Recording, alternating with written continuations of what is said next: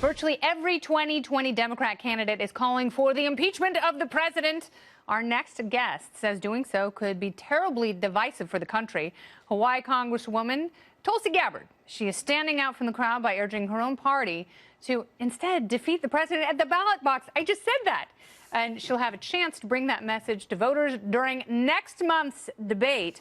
She officially qualified today. In the meantime, she'll start by appearing on the best show in all of cable news, Laura Ingraham, at some point. But tonight she's here with me in studio. Hawaii Democrat Congresswoman, Army vet, and presidential candidate Tulsi Gabbard. Welcome to the show. Thank you. Thank you so much, Kennedy. Good to be here. So let's talk impeachment, because I'm frankly surprised that a lot of these candidates are calling for the removal of the president from a job they want. So basically, if we go down this road and if there is success, I have a feeling that every other president will be impeached. This is the problem. And this is why I feel strongly that this is not the route that we should take. It politicizes something that really the American people need to be trusted to decide who they would like to see as our president and commander-in-chief. Now, I disagree with Trump on a whole lot of things. I think he is abusing his position of power for his own selfish interests and his own political interests. But I'm running for president to defeat Donald Trump in 2020. I believe I can do that. That's why I'm running. And I trust that the voters will make that decision. Now, I know that in some respects you have a limited government streak. And there are a lot of libertarians who, in terms of foreign policy, you're the only candidate that has resonated with them there. I think you're a little misguided on Medicare for all. There's absolutely no way to pay for it. But how do you feel about constraining executive power? Do you feel that there's now too much power concentrated in the presidency, and Democrats are finally seeing that now that in their eyes there's a wild man on the loose in the White House? Yes, I do believe that the executive branch has been abusing its power, not just with this administration, but previous administrations as well. I think the problem is that it has become partisan. So when President Obama would issue an executive order, Republicans would go up in arms and say he's abusing his executive power. And now they're completely hypocritical in terms of the roles are reversed. Exactly right. And I think some of the challenges that we have and why the American people are sick and tired of our political system and the hyper-partisanship is that even some of my fellow Democratic colleagues running for president are saying, well, you know, this is what I will do. I will issue an executive order. I will call this national emergency because they want to bypass Congress and not do the hard work that's necessary in building coalitions. And both parties are guilty of that. Absolutely. And I'm sorry, but your friends in Congress are, you know, they're selectively lazy when it comes to working up a coalition, because that's what we're leaning toward. This two-party system, as you know, is completely broken. And I have a feeling that if we had more viable parties, you probably wouldn't be an establishment Democrat like some of the other people who are running for president. But I want to talk about Iran a little bit, because I think your foreign policy is what is most interesting about you, and the fact that you have served overseas in Afghanistan and Kuwait, correct? Actually, Iraq. Iraq and Kuwait. Yeah, Iraq and Kuwait. So you were between Iraq and a hard place.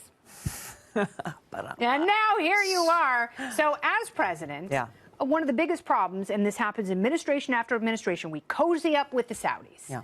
They are not our allies. They are not our friends. So what would President Gabbard do if a Saudi oil field was conclusively bombed by Iranians? I would recognize, first and foremost, what our objective is as president, as the American people, is our What is our objective in the Middle East? What our objective should be overall and how we make these decisions is our national security. And what do we need to do to keep the American people safe? The great threat that we face here right now is if the status quo is allowed to continue, with Trump having thrown this Iran nuclear deal in the trash can, all these inspectors who were previously having access to Iran are now gone, and Iran is moving forward and making progress towards developing untrustworthy, and there was never really verifiability with the JCPOA. Well, you know, we had the IAEA, we had our own intelligence agencies, we had other countries' intelligence agencies, while Iran was in that nuclear agreement, saying that they were in compliance with the agreement. Since Trump left that agreement, all of that accountability has gone away. So what would you do in terms of Saudi Arabia? Would you continue selling arms to them? No, I wouldn't. What would you do about the ethnic Uyghurs in China? Well, let's close the loop on Iran first, because I think this is really important, and this is the precipice that we are facing as the American people right now. What Trump needs to do, and what I would do if I were president right now, is recognize that this strategy has failed.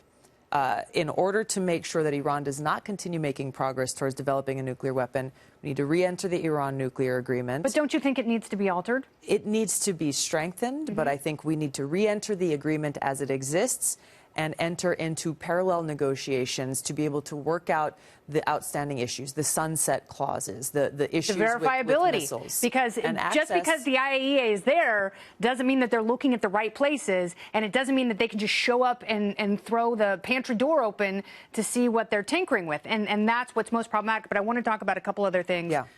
Before we run out of time. The ethnic Uyghurs in China, 1 million of them are essentially sent to labor camps to toil for the rest of their short lives or die. What do you do about China in terms of human rights abuses?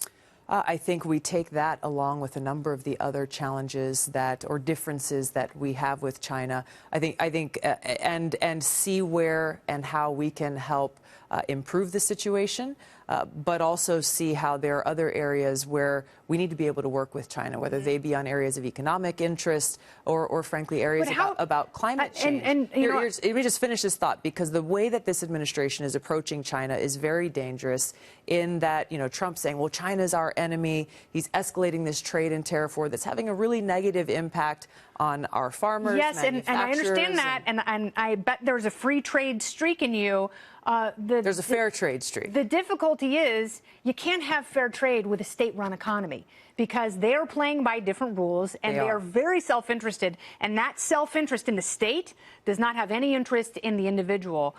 So let's talk about the debate stage, because you really scored points against Kamala Harris, and you had a moment that was rooted in something more substantial than just a quick gotcha moment, and you really went after her record. What are you going to do differently in this fourth debate? I'm going to take advantage of the platform to be able to be in front of a lot of people across the country to share with them who I am, my background, my service as a soldier, deploying twice to the Middle East, serving now for over 16 years in the Army National Guard, my time serving in Congress for nearly 7 years on the Foreign Affairs Committee, Armed Services, Homeland Security Committee, and the experience that I'm bringing to what is the most important responsibility that the president has, which is to serve as Commander-in-Chief and to make those decisions in that position to end these wasteful regime change wars. Absolutely right. This new Cold War and arms race we are in, and redirect those resources that we've seen trillions of dollars wasted. Yes. Thousands of American lives. Between the estimates are between $4 and $6 trillion.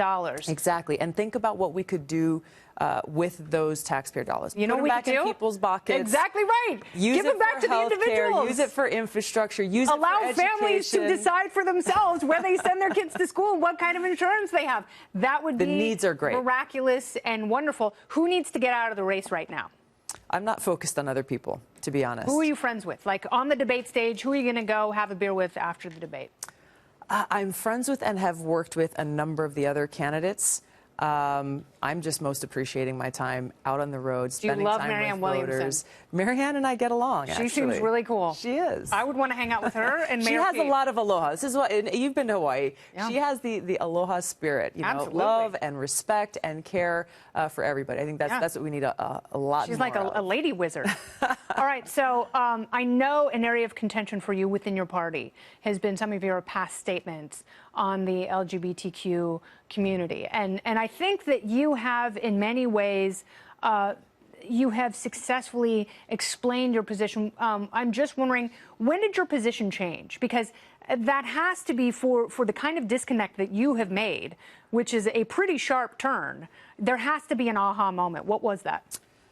Throughout the experiences that I had through both of my deployments to the Middle East, those experiences had a big impact on me in a couple of ways. One is experiencing firsthand in these countries how devastating and harmful and dangerous it is to have a government that is trying to act as a moral arbiter for its people, telling them, who they can and can't love and a choice that a woman can or can't make about her own body. But really, for me personally, it was serving with fellow soldiers who were gay and lesbian and understanding how deep that bond was and continues to be. I would give my life for them. I knew they would give their life for me. And really taking that time of reflection, coming home and seeing the contradiction of views that I previously held, and then being in a position as a member of Congress to say, hey, I have an opportunity to truly fight for equality here in our country and make sure that our government does not fall into that trap of trying to be a moral arbiter for its people. It shouldn't. And government shouldn't be in the business of marriage. I agree with you on that. Last question. If your Democrat nomination is not successful, if you don't successfully seek the nomination, would you consider running as a libertarian and getting rid of the progressive nonsense? I will not. Oh, come on, man. You've broken Paul Best's heart, one of our producers. Oh, I'm sorry, Paul. He's sobbing into his Mike's Hard lemonade in the control room. Thank you very much. Thank you. Nice to talk to you. And please come back and keep us posted on the process. Very Absolutely. good.